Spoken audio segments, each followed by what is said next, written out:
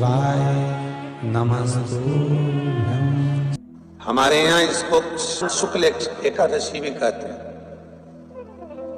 और कहते हैं ये सती माता ने यही एकादशी के दिन से जो व्रत साधना करना प्रारंभ करी थी वो सुख देने वाली थी। निवेदन है आपसे भी, धन की कमी पड़ रही है, पैसा नहीं आ रहा, व्यापार नहीं चल रहा, दुकान नहीं चल रही, धंधा नहीं चल रहा, नौकरी नहीं लग रही, सर्विस नहीं लग रही, तो हमने बार बार आपको कहा है कि सोमवार एक दिया बेलपत्री के पेड़ के नीचे लगाओ घी का, और एक दिया शंकर के मंदिर की चौखट पर लगाओ। 1-2 सोमवार लगाकर तो देखो व्यापार चलता कि नहीं चलता।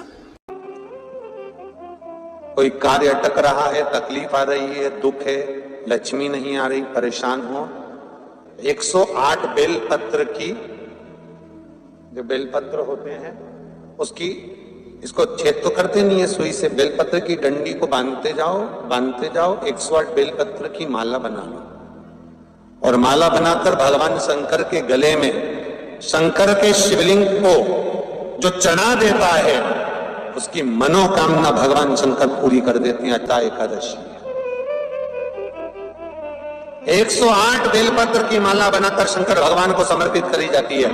माता लक्ष्मी ने भगवान विष्णु को पाने के लिए तुलसी की माला बनाकर समर्पित करी थी, जैसे सती ने शिव को पाने के लिए, कामना को पूर्ण करने के लिए। शास्त्र कहता है घर के बुजुर्गों को, घर के बड़ों को, जेठ जेठानी हो, सास ससुर हो, घर में जो तुम्हारी उम्र से बड़ा हो, उसको आज पीला फूल या पीली चने की दाल या पीला वस्त्र, कुछ भी पीली सामग्री आज घर के बड़ों को देना चाहिए। क्यों देना चाहिए?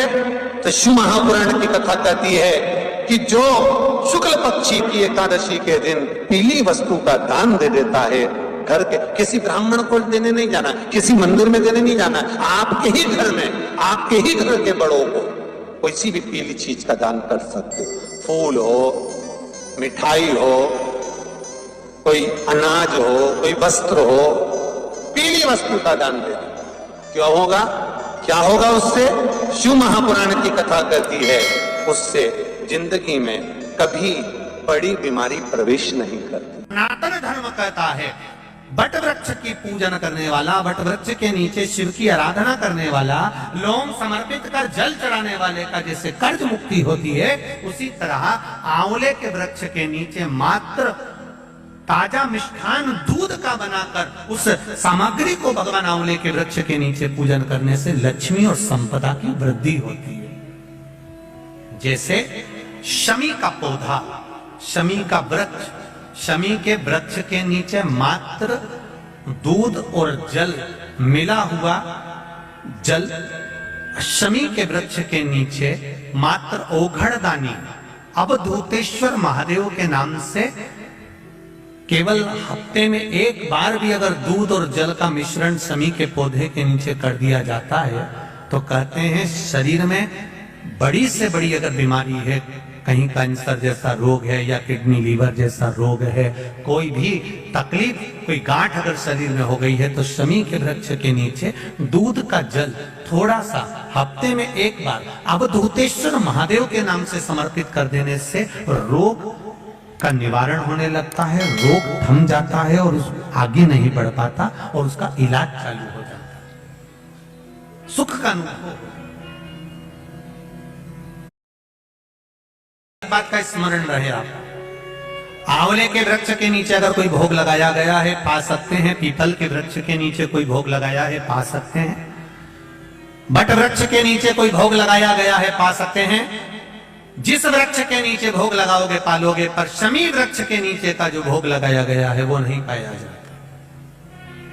शमी वृक्ष का जो प्रसाद है वो आपको वहीं छोड़ना पड़ता है। शमी वृक्ष का प्रसाद वहीं छोड़, खाली ना जाता कोई, खाली ना जाता कोई, दर से तुम्हारे मैं भी खड़ी हूं नहीं बाहर।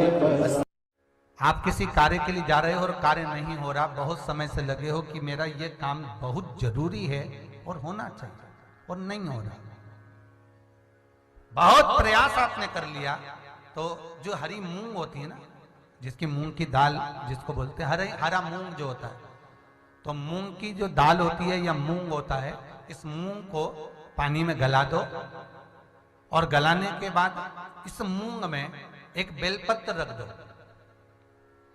सोमवार के दिन उसमें थोड़ा सा गुड़ डालकर किसी नंदी को, बेल को, किसी नंदीश्वर को, उस मूंग को अपनी कामना कर कर वो बेलपत्र और गुड़ के साथ उसको खिला दो, उस मूंग।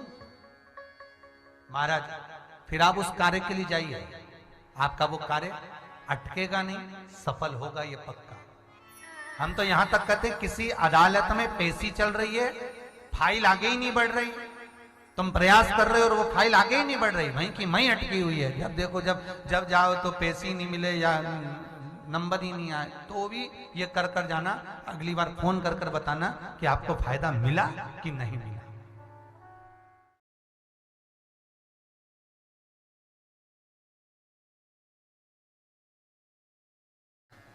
इस बेलपत्री के पेड़ के नीचे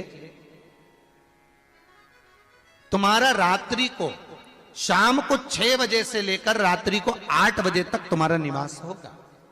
जैसे पीपल के पेड़ में देवताओं का निवास, आपको आप लोगों ने यदि पद्म पुराण पढ़ी होगी या सुनी होगी तो उसमें स्पष्ट कहा है, पीपल के वृक्ष की गणना, ध्यान देना, पीपल के वृक्ष में सुबह 4 बजे से लेकर 7 बजे तक ब्रह्मा जी का वासा होता है। पीपल के वृक्ष में सुबह 7 बजे तक ब्रह्मा जी का वासा, 7 बजे से लेकर 10:30 बजे तक पीपल के वृक्ष में भगवान विष्णु का वासा होता है। कितनी बजे तक? 10:30। 10:30 से लेकर 11:30 12 बजे तक पीपल के वृक्ष में पितरों का वासा होता है। इसलिए हमारे यहां पितरों को श्राद्ध पक्ष में जो भोजन कराया जाता है वो 10:30 से 12 के बीच में कराया जाता है। 12 बजे के बाद पीपल के वृक्ष में दोपहर के 1:30 बजे तक आहूतों का वासा रहता है। आहूत कौन? जो गर्भ में शांत हो गए, जो कुंवारी अवस्था में शांत हो गए, जो जन्म लेने के बाद उनका विवाह नहीं हुआ और शांत हो गए, उन आहूतों का वासा उस पीपल के वृक्ष में दोपहर में 1:30 बजे तक रहता है। उसके बाद में प्रेतों का वासा चालू होता है। इसलिए दोपहर के समय पीपल के पेड़ की परिक्रमा नहीं होती। फिर शाम को 4 बजे से 7 बजे तक पीपल के वृक्ष में शंकर जी का वासा होता है, इसलिए शाम के समय पीपल की परिक्रमा नहीं होती। 7 बजे के बाद में पीपल के वृक्ष में रात्रि को 9 बजे तक कुबेर का वासा होता है। फिर 9 बजे के